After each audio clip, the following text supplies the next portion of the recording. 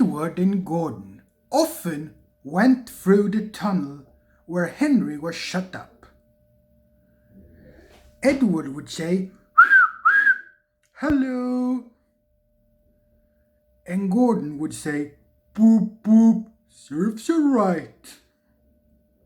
Poor Henry had no steam to answer. His fire had gone out. Soot and dirt from the tunnel roof had spoiled his lovely green paint with red stripes. He was cold and unhappy and wanted to come out and pull trains again. Gordon always pulled the express. He was proud of being the only engine strong enough to do so. There were many heavy coaches, full with important people like the fat director who had punished Henry. Gordon was seeing how fast he could go. "Hurry, hurry, hurry," he panted. "Trickety-trock, trickety-trock, trickety-trock," said the coaches. Gordon could see Henry's tunnel in front. "In a minute," he thought, "I'll poop in Henry and rush through into the open again." Closer and closer he came, and he was almost there when crack, shh! He was in a cloud of steam and going slower and slower.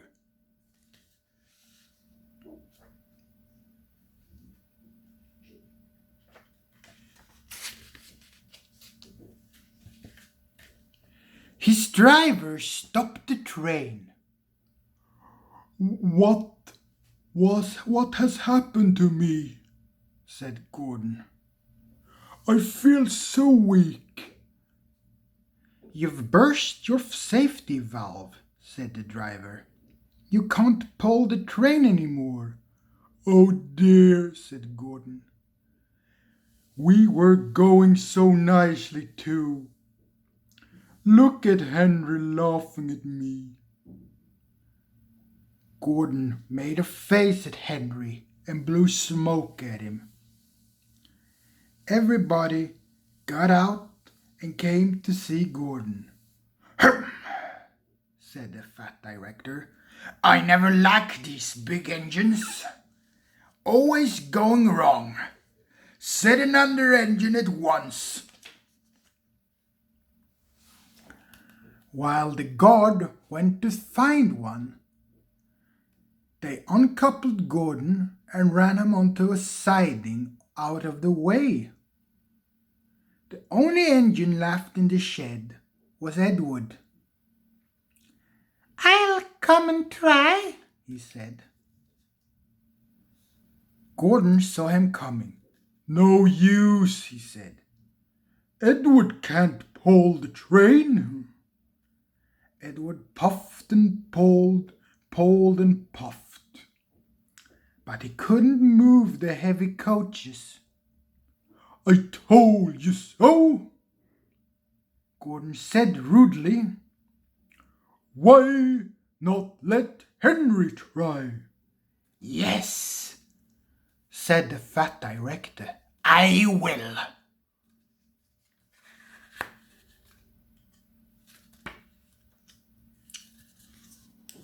"Will you help pull this train, Henry?" he asked.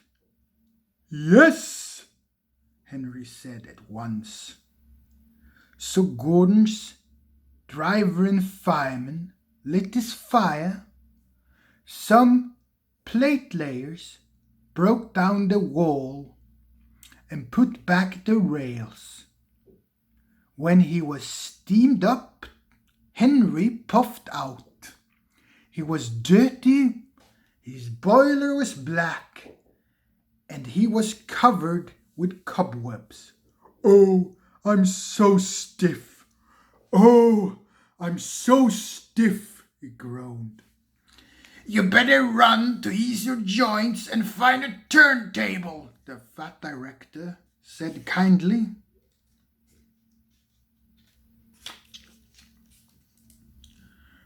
Henry came back, feeling better, and they pulled up in front. Said Edward, I'm ready.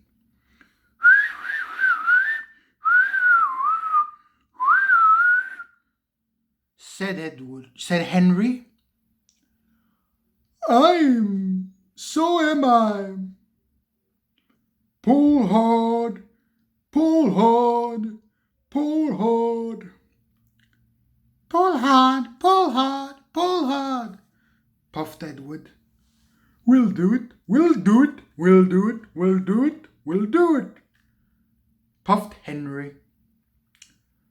Pull hard, we'll do it, pull hard, we'll do it, pull hard, we'll do it, pull hard, we'll do it. They puffed together.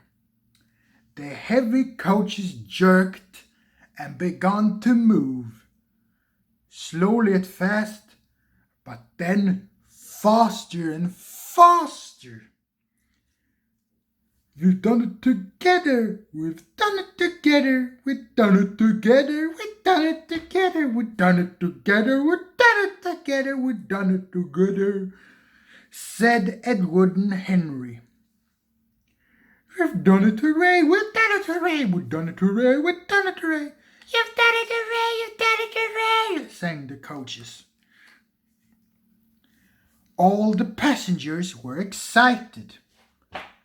The fat director leaned out of the window to wave to Edward and Henry. But the train was going so fast that his hat blew off into a field where a goat ate it for his tea. They never stopped until they came to the big station at the end of the line. All the passengers got out and said, "Thank you." And the fat controller promised Henry a new coat of paint. Would you like blue and red? Oh, yes, please, sir, said Henry. I'll be like Edward. Edward and Henry went home quietly. And on their way, they helped Gordon back to the shed. All three engines are now great friends. Wasn't Henry pleased when he had a new coat? He is very proud of it, as all engines are. But he doesn't mind the rain now, because he knows that the best way to keep his paint nice is not to run into tunnels, but to ask his driver to rub him down when the day's work is over.